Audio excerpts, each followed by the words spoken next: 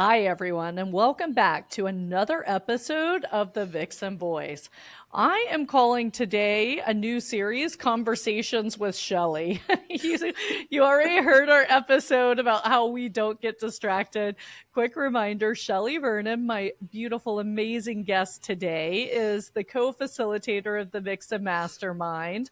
So what I love about us working together is that Shelle taught leadership in corporate America for a very long time. She was a very high level project manager. I'll let her tell you more about what she did.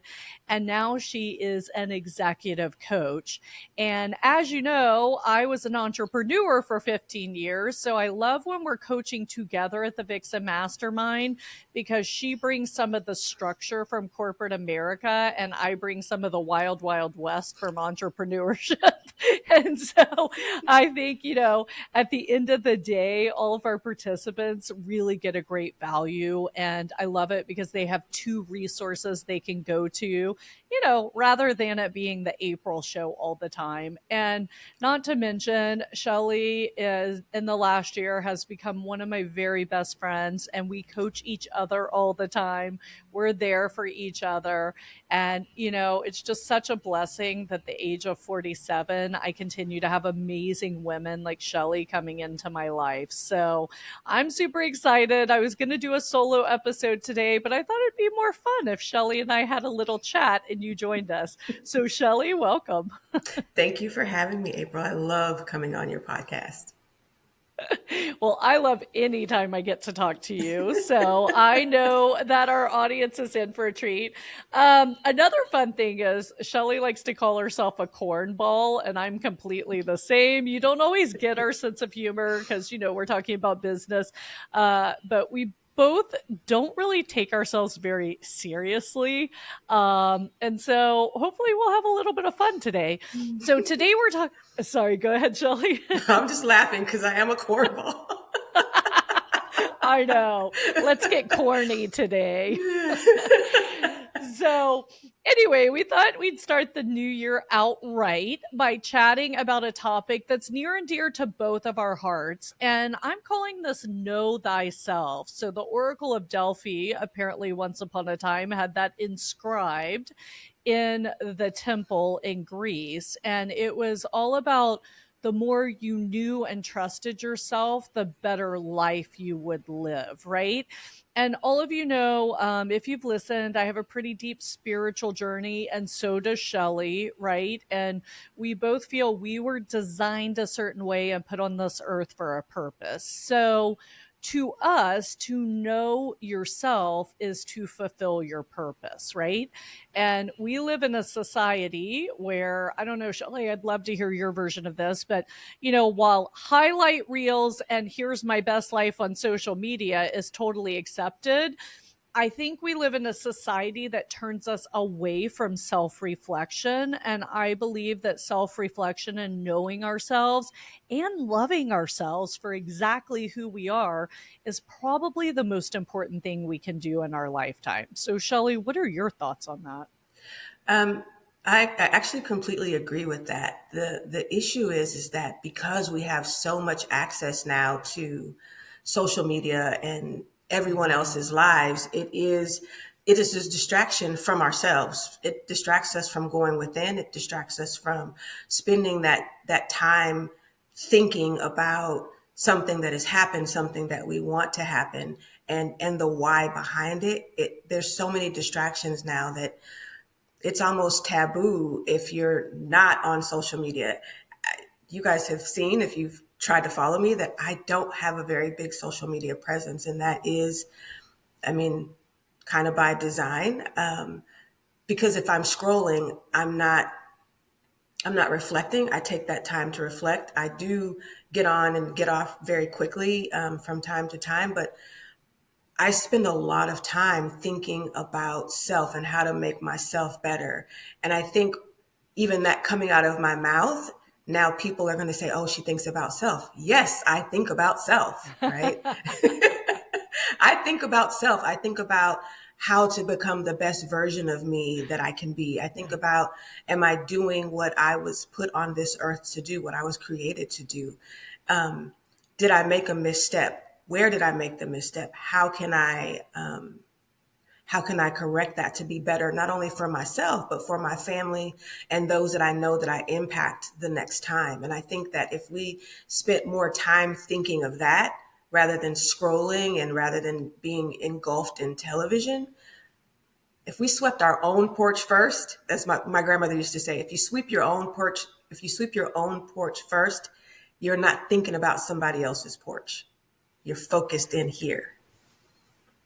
I love it. So it's so funny. That reminds me, I had a friend who's an extremely successful realtor. He owns an entire brokerage, and I was visiting, and he was sharing with me a story. His wife is amazing. Like, I mean, literally looks like a real life Barbie, but is like so freaking cool and sweet and amazing. Like, really has even no idea how beautiful she is. And he was sharing with me that they came home from a party one time.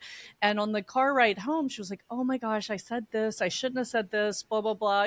That second guessing that we all do, right?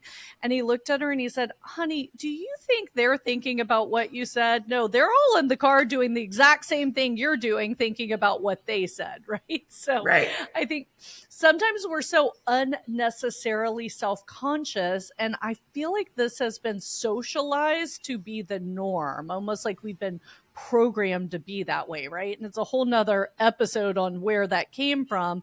But the important thing is to like realize it and see what you can do. So, Shelle, by the way, we're going to be talking about assessments today. And on the Enneagram, I'm an 8, which is a challenger. And so I love to challenge Shelle, and she challenges me right back. So here's my challenge. You kept using the term think, and you might think, like, I'm not discrediting that. But when I talk about knowing myself, yes, I've taken assessments, I understand. But when I experience and like I kind of know in my body and my inner self, for me, it's more feeling who I really am, if that makes sense. It does make sense. And so for me, the feeling in my body is the gut, like quite literally, like my Hmm. stomach will rumble or I'll get this queasy feeling. And then that triggers the thinking, right? But the gut Interesting. is what tells me first, like something's not right, or yes, this, go, right? And then once Hmm. I get that feeling, then I start to think and rationalize. So I guess it is more of a feeling first. So feel first, then think. Yeah. Yeah. It's interesting because I was chatting with Faith, my makeup artist, this morning. I absolutely love her. She's coming on here. So you can imagine we spent a lot of time together and we've become very good friends. And, she was sharing with me how like she has some big decisions to make and a lot of thinking. And I was like, well, can you feel your way through the decisions, right? Instead of Mm-hmm. thinking. And and she was like, well, how do I do that? And so I'm actually going to be working on articulating this better over the next few weeks. So I hope we'll maybe come back and have a part 2 to this episode. But I don't make any decisions anymore through thinking. I totally now trust my intuition. Now, I'm not saying tomorrow that everyone can do that. This has been, a process of 4 years for myself, training myself and thanking my intuition, being grateful for it. I do think you can speed up that process through different modalities, but even when I choose where to live, I want to physically go to the place, feel the energy, see how I feel there, and then I immediately know, yes, this is it. So what my curiosity is, and I'm going to look into this a little bit more research wise and talking to people, but chatting with you, Shelle, is, they say they're visual learners, kinesthetic learners, auditory learners, right? So I feel I'm very visual, but I like to touch things too. Mm-hmm. So is this feeling because I am more kinesthetic, or can this feeling be harnessed for everyone, right? Because I don't feel that we know our truth and who we are here in our brain. I feel we know it in our heart, right? And people feel their heart in different parts of their body. Like you're talking about your gut, we have just as many brain cells in our gut as we have in our head, right? So Mm-hmm. these are, you know, in the past indicators of danger because we had to protect and feed ourselves to survive. And so now, in our current state of the earth and consciousness and society, I think we've lost touch with that intuitive part of us, because it did become popular and preferred to have this logical, analytical, very masculine way of thinking through things. So I guess, Shelley, what would you like? What would your response be to that? First, I would say that we have to clarify, right? Because we use the word Mm-hmm. feel. And I think people need to understand the difference between the feel and the Mm-hmm. emotion, right? Because Yes.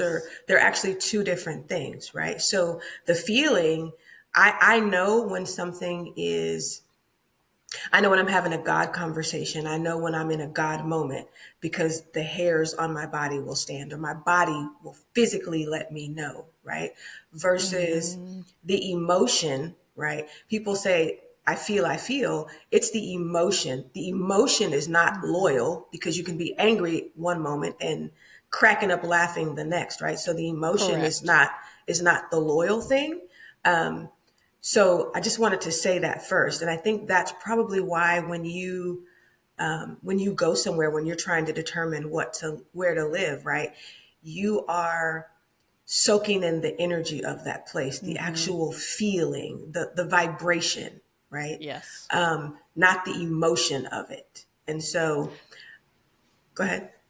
No, Oh, I'm thinking as you talk. Finish and then I'll respond. so Sorry. I think that understanding those differences, and though they may be just very small, they may be minute, but you have to understand the difference, right? So if I say I think, it may be because I have felt an emotion, but I've had to Mm-hmm. logically very quickly think through the emotion, before I'm feeling angry. So before I throw this brush at you, let me think about that first, and then the logic comes in. Right? Well, yeah, because oh my gosh, this is taking us somewhere I didn't think we were going to go today, but I love it because this came up a lot for me in the last month. First of all, I'm super glad you're here today, and I'm not doing this solo, not just because I love having you, but because I have moved past emotions in my growth, and not everyone's there. And I like to meet my clients and my audience where they are. So thank you for reminding me about that. And I know it might make me sound sociopathic to someone to be like, what? You don't have emotions? But emotions are actually chemical reactions that our brain kicks out. So you can look at the science. If you've ever watched Dr. Joe Dispenza, he describes this very well scientifically. In fact, he was my first bridge between spirituality and like scientific and biology. And so it came to me twice through two different teachers in December about, it's now the time to start clearing our negative emotions. So when I say that, when we have a negative emotion, it kind of gets trapped in our energy field, right? Like imagine when we're born, we're this bright light, and going through trauma and even just going through negative emotions, having negative thoughts, etc., it starts dirtying that energy field, dirtying our chakras, dirtying our body, right? So it's really a time to focus on clearing all this. And so, I've been blessed because I've been doing this work for 4 years. So I really try to I've kind of reprogram myself not to have negative thoughts and not to have negative emotions, right? And I have tools to like clear them or move past them pretty quickly. And this is a lot of what I do in my healing work, like help people clear this out. um so thank you for, I love talking in a way that everyone can relate to, and that's why I think it's nice if there are at least two of our voices, right, discussing this. Because the other thing I've come to learn is 25% or so of the human population doesn't have this feel modality. They're just born without it. And so they have to operate off belief and faith. And so that's really important too, not to beat yourself up if you're like, oh, I can't feel things the way April's talking about, because we're all built biologically, energetically, etc., differently. I would agree. And I think the best way to sum it up, my mother used to tell me this from the time I was like a tiny tot, and it confused me until I got into adulthood. And she used to say Yeah. to me, and I'm speaking to what you said about moving past like the emotion, right? She Hmm. used to say, you live on this mental and emotional plane that most people will never get to in their lifetime. And as a child, Mm. you're like, so what does that mean exactly? But now I understand, right? And you articulated it very well by saying that you've grown past that point, right? And Hmm. because when you're in that emotional state, think about if you're with someone that is a master manipulator, right? They can Yes. manipulate you based on those emotions. But if you have disciplined yourself, and I know that that's a masculine word, but I'm using that word Hmm. for illustration purposes for the general Hmm. audience, right? If you've not disciplined yourself or mastered your emotional state, it puts Hmm. you in a position to have someone manipulate you based on emotion. And now you're making all these decisions that really aren't even yours. They're based on someone else's wants or needs or what have you. Yeah, and it's interesting because I'm sure, Shelley, I know you see patterns, and I want to challenge our audience to see where they have patterns in their life. Like I said, twice in 1 month, this topic of, as humans, we're addicted to our negative emotions, and it's time for us to move past this addiction came up. And that's why I felt it was important to talk about today. Well, speaking to your point, it's interesting because I have kind of a woman whose podcast is all about narcissist coming on this quarter to the Vixen Voice. Because if you've ever been through my like boundary setting graceful boundary training, I talk about not escalating with people, like staying here and pulling them down. Well, if you're dealing with a narcissist or a sociopath, that doesn't work, right? Like they don't operate like the rest of us. Right. But if you're, dealing with the majority of the population, they're going to come down if you don't escalate with them. And so, anyway, that came up. And then I just brought on a new client who got out of a, terrible marriage with a narcissist that turned abusive. And she was sharing with me. So, this idea of narcissist or energy vampires has been coming up a lot. And then you bring it up. And, the point is, you're absolutely right. If you have the negative thoughts, if you have the negative emotions, imagine this person is an energy vampire. There's something for them to feed on, right? Yes. But if you're full of self love, love for other people, compassion, your light's getting brighter and they're going to go away because there is nothing for them to feed on. And, this speaks from a woman who's had many narcissist relationships in my life, which is why I'm single today, including my ex husband, right? Like, even though he was an amazing, great person, his addiction led him to narcissism. And this was someone I loved very much, and it was very traumatic to leave. So, it's definitely not coming from a judgment, but having lived it and understood it better. And so now, if a narcissist comes in my realm, like I run for the hills, like we're done. Like, but so I'm just waiting for that wonderful, amazing non-narcissist to come into my life so we can ride into the sunset. But Shelley, I think you've had some experience with this as well, and that's you're speaking from experience too. Yes, absolutely. And I find at this point, and I like to tease and say I'm in acceleration, right? So when those type of people, male or female, enter to my atmosphere, they leave very quickly now. And I just started noticing that this year, and I'm just like, oh, okay. It's easy for me to let them go Yeah. because I realize like, oh, I'm shining so brightly and they can't, it's like they can't take it. And so they tend to exit very quickly and I'm okay with that. Yeah. Yeah. I don't know why this is coming to me, but as you know, my ex-boyfriend is a very good friend of mine and very important to me. So I just want to clarify he is not a narcissist because we have a lot of friends in common. We were just meant to be good friends in this life as soulmates rather than romantically together. So I'm totally good with that. But prior to that, I had plenty of narcissists. So I appreciated having a non narcissist. That actually showed me the way. So let's dig in and talk about, we kind of went a little deeper than I intended, but what comes up is what's meant to be said, I believe. So thank you for going there with me. We'll kind You're of welcome. pivot and talk about what we had planned to discuss. And, again, it's knowing thyself. And we talked about, I do think the conversation we just had is important to understand where you are on your spiritual journey. And we're all at different places, right? We don't want to judge ourselves or we don't want to fall into the comparison trap.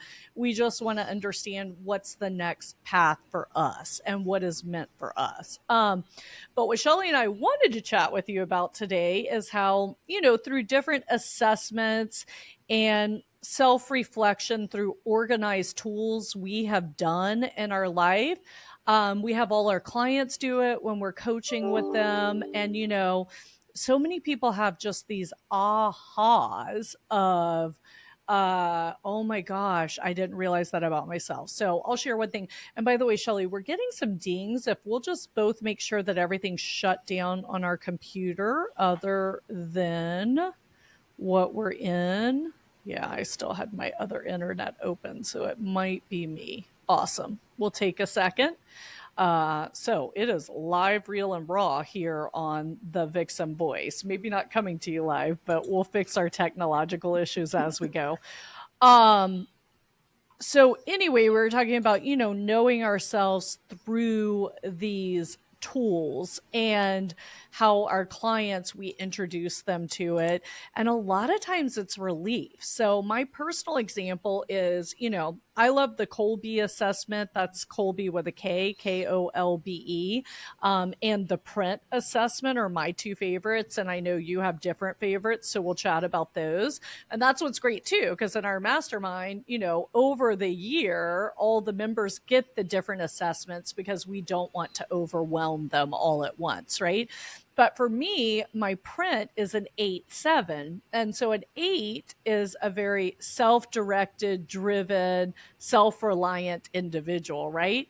And a 7 means that I just want to have fun and enjoy life. So I remember being in college and my boyfriend literally told me, "You're the smartest girl I know and the laziest." Like, that's how people would talk to me, right? Because that was my 7, because it's like, okay, I'm going to get my work done. And then, I don't feel like going to class today. I'm going to go enjoy my life. And people would misinterpret that as lazy. So there's so many parts of us that get misinterpreted, and then it starts seeking into ourselves and we start having those negative thoughts about ourselves. So as you learn yourself, suddenly these pieces are going to fall into place, because I literally used to think, am I crazy? Am I two different people? How can I be so driven to like show up as my best self? But then other days I just want to blow things off and go have fun. But in reality, these are two parts of me that exist that the print assessment showed me. So Shelley, what's kind of, through an assessment or something else, a realization or aha that you had about yourself? I think it's when I did the strength finders for the first time, and Mhm. understanding that while I'm highly analytical, I'm also ideation and futuristic are very high for me as well. They're all are in my top 5, right? And I used to wonder, especially when I was in corporate, like how I could come up with something, and look 5 years down the road fast and then do a backward pass to help get us out of whatever, how to mitigate whatever. And until I took that assessment, I didn't have the words for it. Like I couldn't explain it, right? And Yep. because people don't see what you see when you are high in ideation or that you're futuristic, which means that I can see patterns that most people can't see. I can take disparate Mhm. pieces of information that look like they have no logical ties. And in my mind, I see the tie very quickly, right?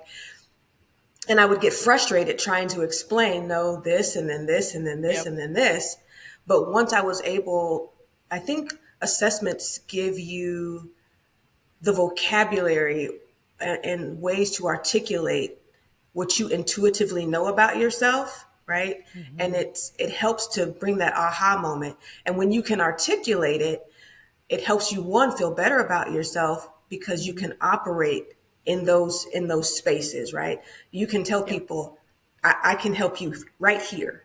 If you're having this specific issue, I'm your girl for it, right? I'm the person for it. And so, who doesn't feel good when they're operating in something that they're strong in? Well, and another point that you hinted at, so one, I think it's important to know yourself, but you mentioned being frustrated with others. So when you understand, hey, okay, I'm uniquely made to operate this way, I should not Yes, expect other people to operate the same, then you're a much better team member, you're a much better absolutely. leader. And so, it not just makes you better dealing with yourself, but it helps you better deal with other people. And, so starting to learn yourself is great. And I love that you shared that you learn these things because, I was like in the wild, wild west of entrepreneurship. So when I learned my Colby, I could build my company around my Colby and what gave me energy. Whereas sometimes in corporate America, if someone's listening, they might be like, hey, April, that's great for you, but I don't have that much control. But here you are talking about discovering it when you worked in corporate America. So can you kind of share maybe like sometimes, without disclosing too much that you can't talk about, but like sometimes where that was valuable and actually guided you and like how you were able to maybe carve your own path in corporate America for anyone thinking it's not possible? So I would say it is absolutely possible, and it's actually one of the things that I focus on in Milestone when I'm working with organizations, and that is, Mhm. let's let's help you get to know your people so that you can maximize the talent pool that you have. You can place them in the right situation for them not to only thrive, but you'll see that your business will thrive as well, right? Tapping into the essence of the people that you already have. For me, carving that path was having all these assessments that were given to me and saying, okay, just like I said, hey, you can use me right here. On this Yeah. project, you need this, right? And I'll port over to like my DISC assessment, right? So I'm a D. And I know some Ds have a bad reputation, but that's because we're not properly utilized, right? But as a leader, if you know that you have a D on your team and maybe you have a lot of other analytical people, that D is going to drive and drive and drive and drive, right? Hmm. So you won't be stagnant in the water when you experience that analysis paralysis, right? Because the D is going to kind of break that up and push through. But if Yeah. you know that about yourself, you can say, hey, this is what I know happens in projects. So use me here. And that's how Hmm. I kind of carved my path, was understanding that deep understanding of who I was or who I am and what I bring to the table, and being able to articulate it to say, hey, these are things that I have seen. This is where I can help you. It's much like in entrepreneurship, right? When you have a business, you're fulfilling someone's need. Same in Yeah. corporate. That is exactly how you utilize the assessment. This is where I can help you. Yeah. And I love it because you start branding yourself in your corporate career, right? Like my very Yes. first episode, I was talking to a stylist about branding yourself, which I always did in my financial career by the way I dress, like how we showed up, et cetera, and my team the same. But you can do that within your corporate career as well, especially in today's world where everything changes, right?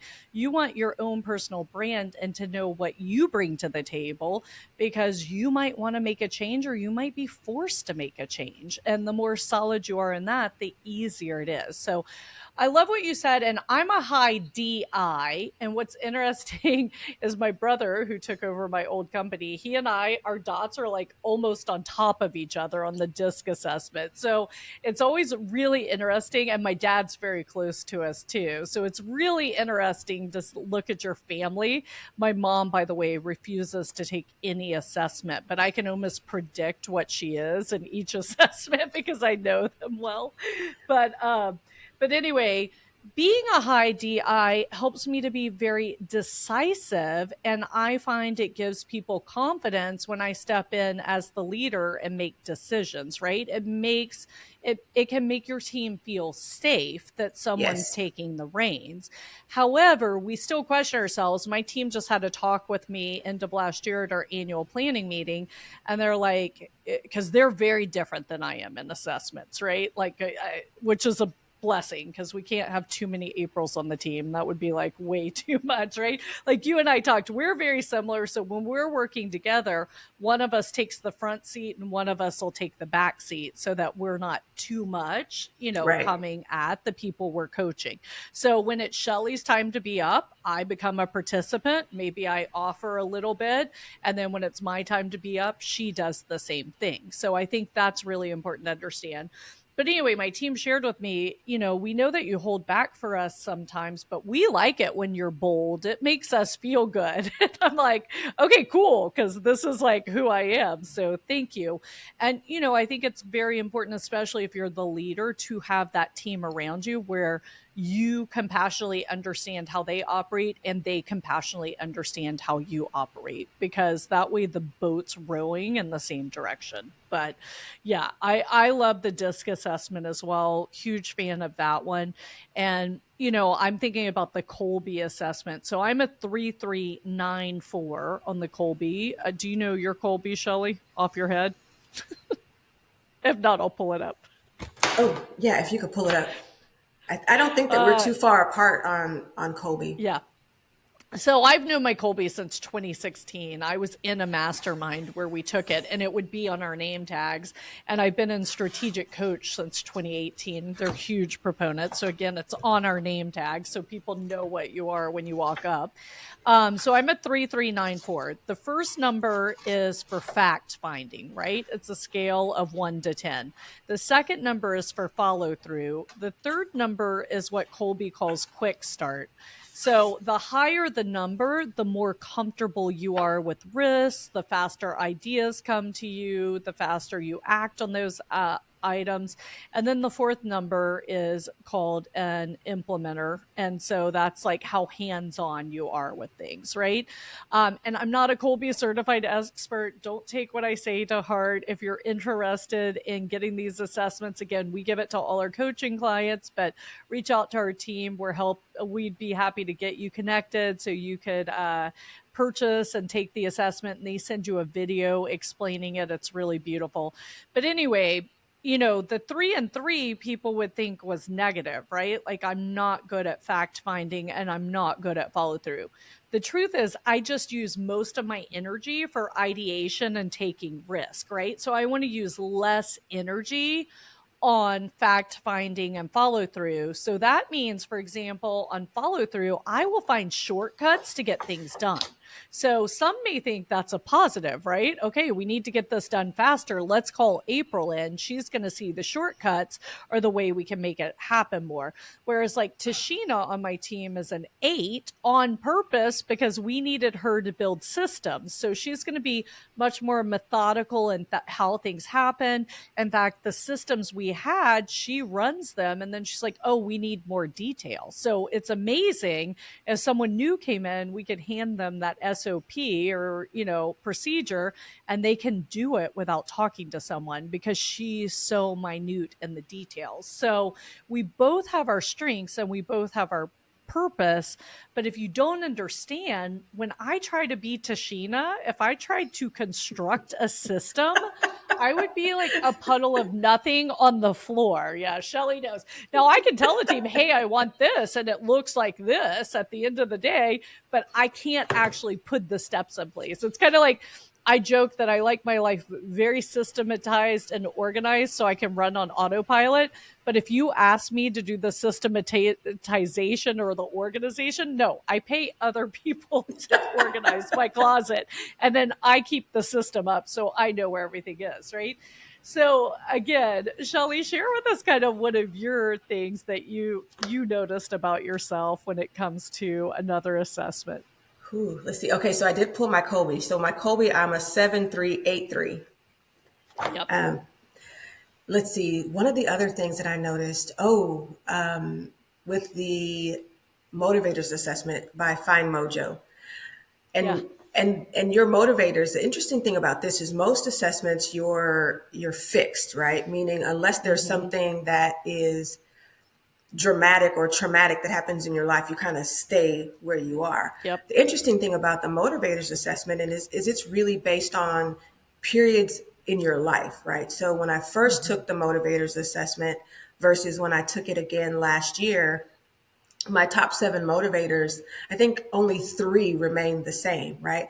But what Mm-hmm. was consistent was I am autonomous. Like I don't tell me what to do. But then again, that might be that D coming out. I don't know.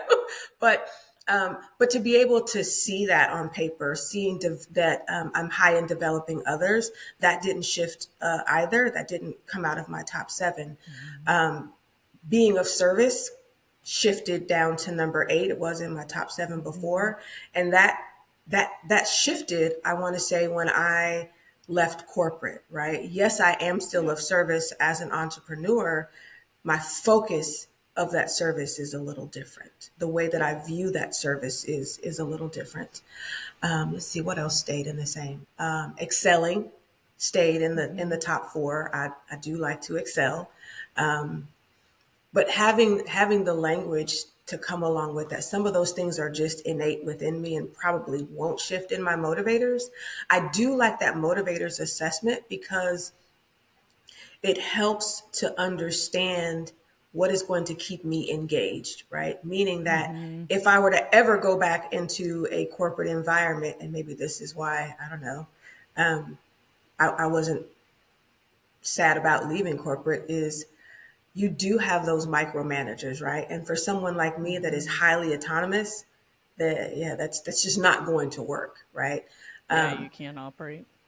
I can't operate. It's like I can't create. You're like stuffing me in a box and closing me in, right? And Yeah. I think those things coming to light really helped me make decisions. Mm-hmm. It helps me ask the right questions.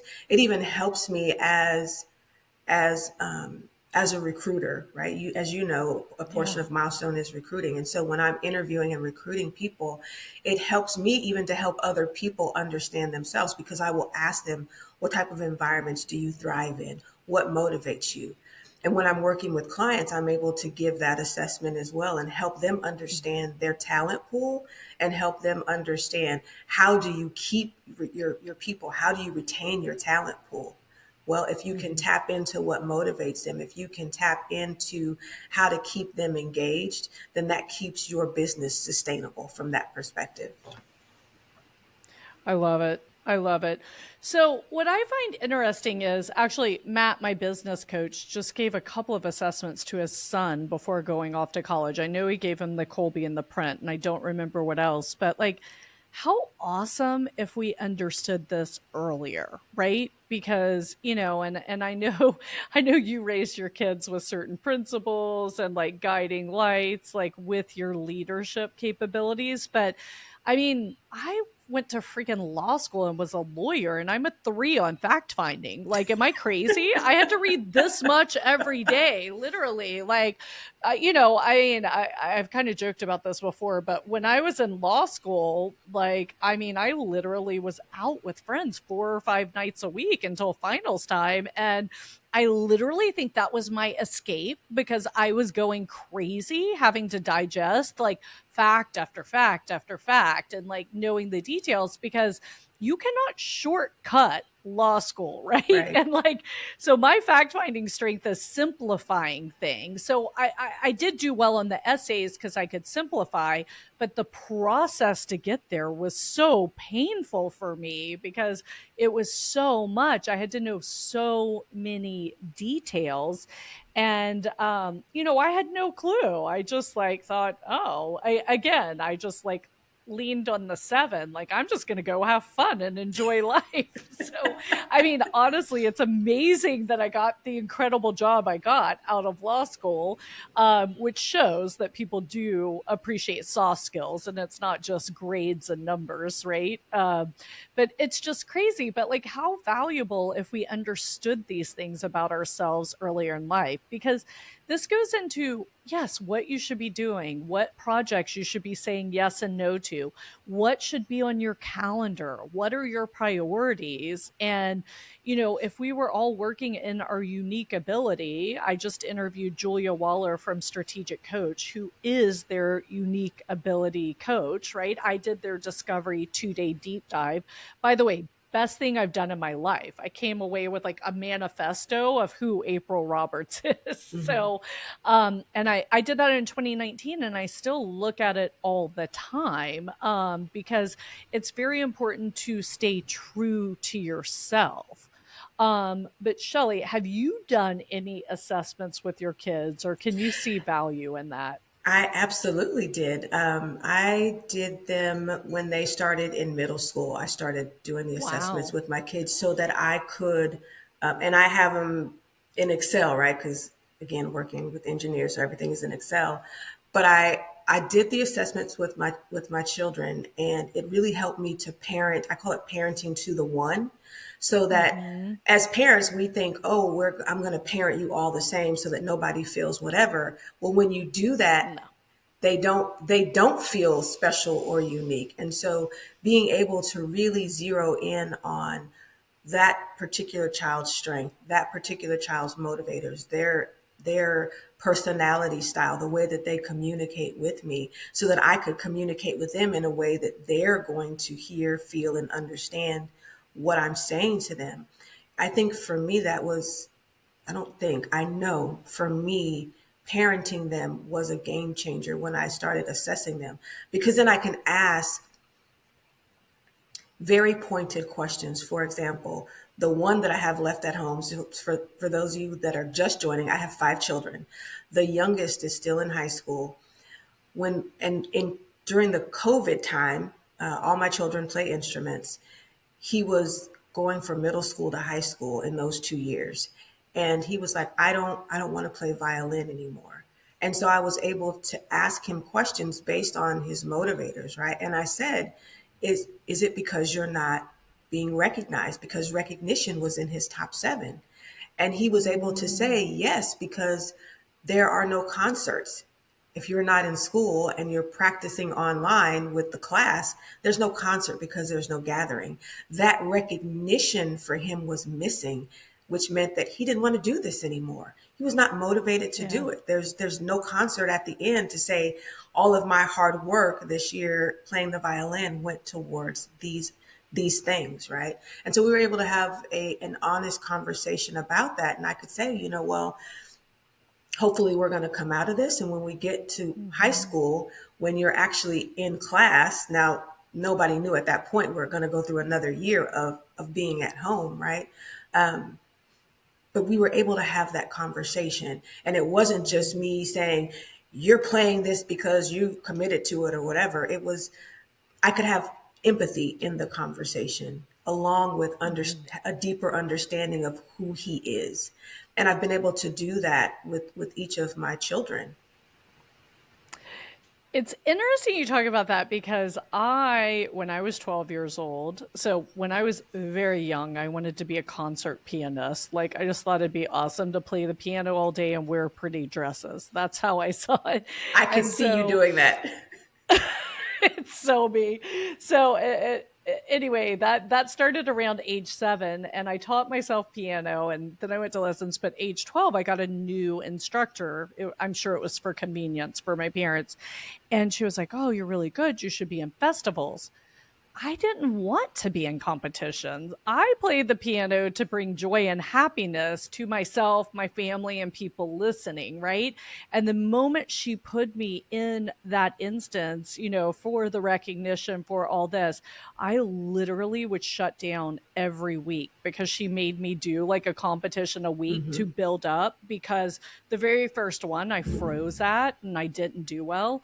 And so my mom had the sense to be like, "You're freaking miserable. We're not doing this anymore." And I got to go back to just enjoying the piano. But, that's a great point, because, like, what if your son and I were being raised in the same family and we were treated the same way? Right. Um, so it's really interesting. I'm gonna have to look into I know I love bringing joy and happiness to people. So I think the entertaining part was more important to me, but I'm gonna have to look into where that came from in my assessments. I'll have to figure this one out. See, you solve all this childhood trauma when you understand yourself. Yeah, I wish that more parents had access or even the knowledge of assessments and how they can help you with your Yeah. children, help understand them, and again bring that potential out, or help them navigate differently, help them understand themselves better. Yeah, Yeah, and you're actually launching a program to help high schoolers and their families do this, right? I am. It's called the Family Room. I am. Love it. Love it. We didn't even mean to tee that up, but it just came to me. So this is one thing you're good at. So yeah, we will drop the information for the family room as soon as it launches to all of our listeners and our list. So super excited for that. Awesome.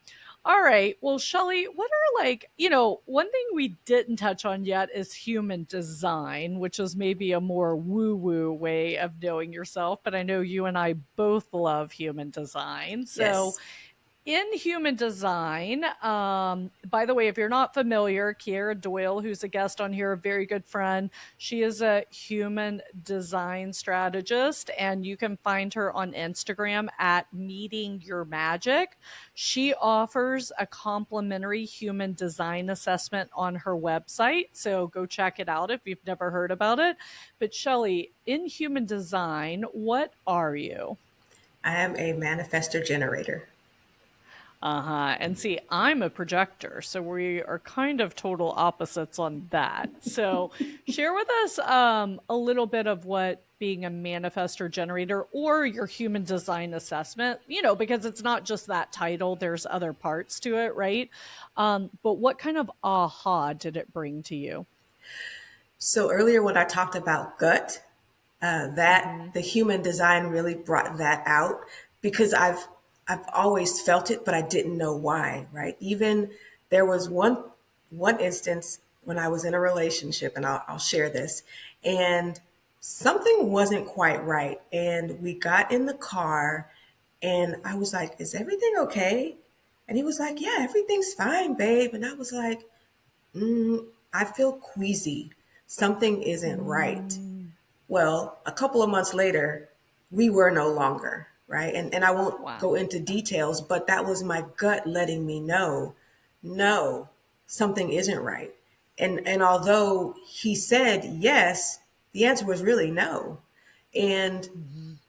understanding now, I had that aha moment, as you said, when I began to reflect on all the times that my gut was queasy, or all the times that I had this rumble in my stomach. My human design literally says that my intuition is in my gut. So that phrase, trust your gut, for me, as a manifestor generator, just for me, that is literally where my intuition resides. And so now I'm much more cognizant, like, okay, let me explore this, because my gut is literally saying something is right or something is not right. Yeah. That was a No, big aha for me. Yeah, no, I love that. I mean, I had so many ahas. I did the assessment with Kiera. That's how we got to know each other. Actually, it was like an hour and a half assessment. I think we talked for 2.5 hours because neither of us had a meeting afterward, and then we became friends. But definitely worth it. Obviously, you have to pay for the assessment, but she's really great at telling stories and analogies to help you understand everything.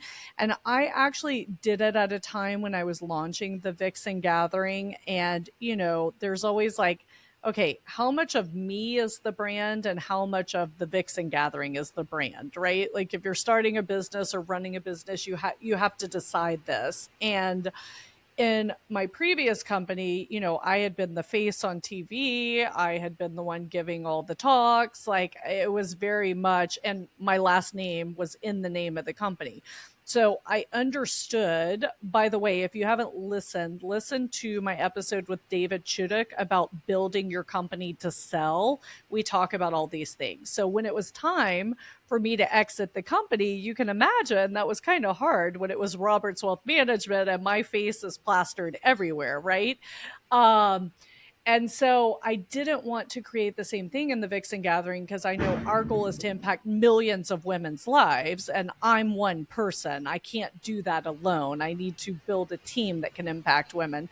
And so, anyway, it was funny. I did my human design, and one thing that came up is that in this lifetime, I am meant to be the face of my company. So I was like backing away from doing that. And I was like, oh, really? That's what my soul's designed for? Okay. And so now here we are on the Vixen Voice, and I am the face of the Vixen Gathering. So, it kind of helped me find peace in that decision and know which road to take. And, we brand both, but I'm very present in the brand. And so that helped me business wise. And then I'm a projector. So understanding that I think less than 10% of the population, I want to say 85 to 90% of the population are either generators or manifestor generators. Like, and so that's what these are the people that the 9 to 5 workday was designed for, right? The 40-hour work week, which is now 60 hours for many people. But like, as a Manny Jenny, like you can work, work, work. And I see it. Like I have to remind Shelly to eat most days, right? I'll text her and I'll be like, by the way, did you eat lunch? And she's like, no. And I'm like, go eat something, right? So, but I mean, Shelly can just go, go, go. And she gets energy from that. And I mean, from early in the morning to late at night. Like you have evening events so often. And I'm just like, oh my gosh, because I'm a projector and I'm not built that way. So I'm built to get as much work done in 3 hours as most people get done in 8 hours. And so I am not supposed to be working 9 to 5. Like Right. resting, receiving, enjoying life are all part of what gives me energy so that I can pack that bang into 3 hours. And so, this becomes difficult. You have a team and people are working 9 to 5, and then it's like, okay, well, where's April? Right. So you have to really get comfortable with this and understand where you bring the value so you can deliver the value. But that goes back to my boyfriend's comment in college. Like, you're the smartest woman I know and the laziest, because people see this as lazy if you're not operating in the normal hours that most people operate. Whereas really, it's just your unique form of genius or what your soul was designed to do. So anyway, I highly encourage, I guarantee if you take one of these assessments, you're going to discover something that you've been beating yourself up for your whole life because it's different, that is actually your unique genius and your unique ability. And I think I mentioned we just had the episode with Julia Waller, a strategic coach. Please tune into that. She's absolutely a genius at this. It is her life's purpose to help entrepreneurs discover their unique ability. So definitely tune in if you want to get more of this. But Shelley, we probably should wrap. We thought we'd keep this to 35 minutes and we're at 52. Oh my gosh, we're going to have part two of this because I know it's like our favorite topic or one of them. So before we part, any last like thoughts or feelings that you're having right now that you'd like to share? I'd like to say that yes, assessments can can bring things out of you that you maybe didn't necessarily know how to articulate or verbalize, right? But I don't want to discount, and we kind of started off this way, I don't want to Mm-hmm. discount what your intuition is and how you can 100. use the intuition along with what the assessment, the words the assessment gives you in order to live and be your authentic self. I'd Yeah. like to I part with that. No, I love that you brought us back to that because, as you know, for me, that's kind of how I live my life. And I love that. And you were talking about thinking at the beginning. One thing I'd like to share is like when I know something, it's almost like, well, now it's become a little better integrated, but it's almost like there's this second woman inside of me, and I hear her voice and I feel her confidence. And her confidence comes in the terms of just flowing with things, like everything just works out, right?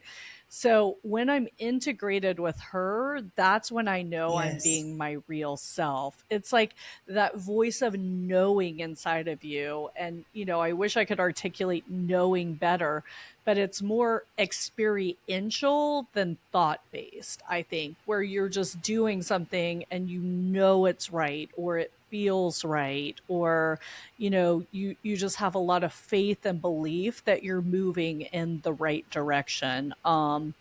So again, this comes up differently for all of us, but I love that. And actually, sitting here, I'm feeling very integrated. So, thank you for this conversation and for You're being welcome. real. You're welcome. I love it. Awesome. Yes, my final thing I'd like to share is just, we have been living in a crazy world the last few years. I think 2024 is not going to be any different. We should all buckle our seatbelts and get ready for the ride. And just remember, the way we can make a difference in this world is by bringing more love. So, today, how can you show up in more love? Reflect on that. First, start with more love for yourself, knowing yourself, the real you, accepting yourself, loving yourself, laughing at yourself, right? So, we didn't get much time to be cornballs, but we definitely like to laugh at ourselves. So, how can you go into today loving yourself if you're listening this? And guess what? When you start loving yourself, it becomes natural to love everyone else, right? You don't even have to work on it. So, what I'd like to do is invite you today to think, hey, how can I show myself some love? And I guarantee if you go through the day showing yourself love, it rubs off on other people and you make a huge impact. So go out there, impact the world today. Have a phenomenal day. Thank you for listening to us. We would love to hear from y'all. If you're listening on Apple or Spotify, this entire episode is on YouTube as well. You can go there, leave us comments, your experiences. You can follow us at Vixen Gathering on social media. Again, we'd love to hear from you. And if this episode really touched you, please leave us a review. Let us know your thoughts. This helps us reach many more women so that we can spread love together. Have a fantastic day, and we'll talk to you soon.